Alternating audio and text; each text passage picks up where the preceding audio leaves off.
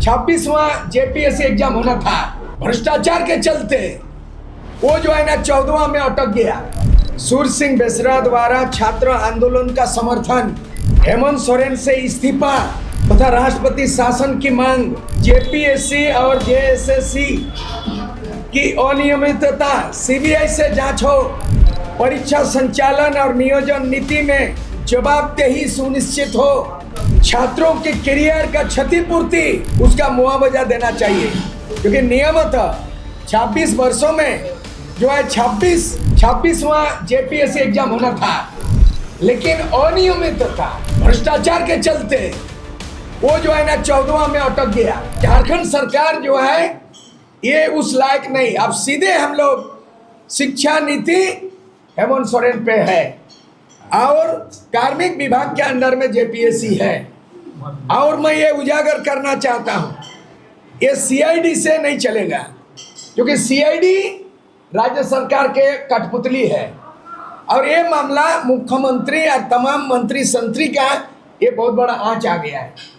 इसीलिए सीआईडी से नहीं, सीधे सीबीआई से जांच होना चाहिए और इमीडिएट जवाबदेही लेते हुए, जिस तरह केंद्र सरकार बीजेपी का डिक्शनरी में उसका बायलॉज में नियम में नीति में इस्तीफा नहीं था, लेकिन कॉकरोच पार्टी का निरंतर आंदोलन से जो शिक्षा मंत्री धर्मेंद्र प्रधान को इस्तीफा देना पड़ा।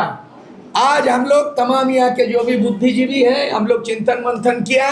मैं पार्टी लेवल पे घोषणा नहीं कर रहा हूँ, जनहित में और झारखंड के राजहित में, ये जनता की हित में, झारखंड का बचाने के लिए भ्रष्टाचार मिटाओ, झारखंड बचाओ और नौजवान के हाथ में आने वाला दिन में सत्ता परिवर्तन और व्यवस्था परिवर्तन हो। इसलिए इमीडिएट जो है, पहले जिस तरह जेपीएससी के चेयरमैन आपने जिम्मेदारी लेके इस्तीफा दे दिया, हम एक चीज का उजागर करना चाहते हैं, मीडिया में अभी तक नहीं देखा, क्योंकि जेपीएससी में 4 मेंबर, एक चेयरमैन होता है, चेयरमैन ने इस्तीफा दिया, बाकी 4 मेंबर में कौन?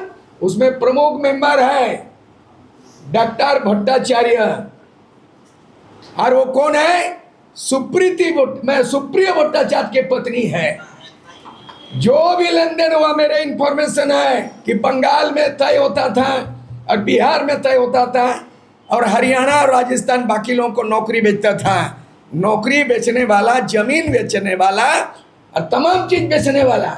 इसलिए तत्काल जब इस्तीफा दे दिया अध्यक्ष, तो जेपीएससी का अस्तित्व खत्म हो गया, नियम है। इसीलिए इमीडिएट आज के तारीख से इंक्लूडिंग डॉक्टर भट्टाचार्य, श्रीमती भट्टाचार्य, सुप्रिया भट्टाचार्य की पत्नी जेपीएससी में घुसाड़ करके नौकरी बेचने का काम किया।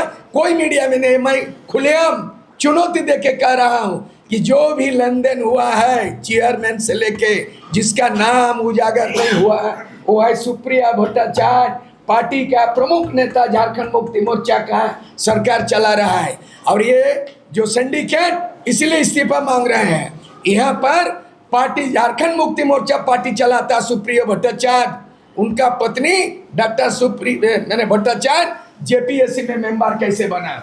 दूसरा चीज है माइनिंग घोटाला, जमीन घोटाला, पंकज मिश्रा करते हैं, जेल जा चुका है और झारखंड मुक्ति मोर्चा का केंद्रीय कमेटी का सचिव है। यानी जो सीएमओ ऑफिस है भ्रष्टाचार का गढ़ है। और इसीलिए आप आर पार का लड़ाई के लिए जो आंदोलन जो छात्रों कर रहे हैं, हम यहाँ से लिखित रूप में हम लोग अपना निस्वार्थ भावना से नैतिक समर्थन का घोषणा करते हैं कि आंदोलन तब तक निरंतर जारी रहे जिस तरह सूर्य सिंह बेसरा के नेतृत्व में 1986 में आइसू बनाया, ऑल झारखंड स्टूडेंट्स यूनियन, 3 साल का संगठन, 3 दिन का लड़ाई, 72 घंटा और झारखंड राज्य का परिणाम मिला। इसीलिए हेमंत सोरेन सरकार को उखाड़ फेंकने का संकल्प लेते हैं और उनको सत्ता में बने रहने का कोई औचित्य नहीं है। 4 बार मुख्यमंत्री बना उसका पिता श्री शिबू सोरेन, 3 बार, एक परिवार में 7 बार मुख्यमंत्री, और 25 साल में झारखंड को बदनाम कर दिया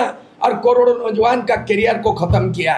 इसीलिए 14वीं लोकसभा का जो जांच चल रहा है सीआईडी से नहीं, सीबीआई, और 2000 से जब से जेपीएससी गठन हुआ तब से, क्योंकि उस समय आप बता रहे हैं एक समय था सेकेंड जेपीएससी एग्जाम में डिप्टी सीएम था सुदेश कुमार महतो, उनका भाई को डीएसपी बनाया था।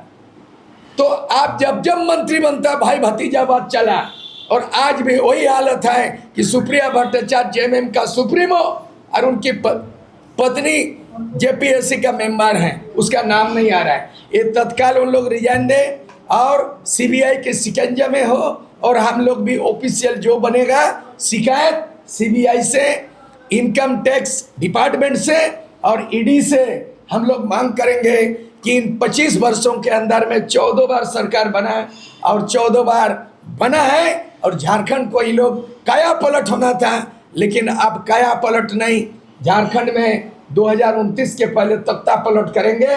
मैं नौजवान डायरेक्ट इन्वॉल्व नहीं होंगे, अपील करना चाहते हैं नौजवान, क्योंकि हमारा भी बाल बच्चा नौजवान है, कोई पढ़ रहा है, कोई नौकरी की तलाश कर रहा है। इस वक्त झारखंड के करोड़ों नौजवान जो आंदोलन कर रहा है, जिस तरह कॉकरोच पार्टी का आह्वान से दिल्ली में तख्ता पलट हुआ और एक मिसाल पेश किया, हम चाहेंगे कि झारखंड के नौजवान जो जेपीएससी एग्जाम में उनके साथ धांधली हुई, करियर नष्ट हुआ, उसका मुआवजा सुनिश्चित किया जाए, और जब तक मुख्यमंत्री समेत मंत्रिमंडल के जो जवाबदेही उनको इस्तीफा नहीं देते तब तक आंदोलन जारी रहे, यही हम घोषणा करते हैं।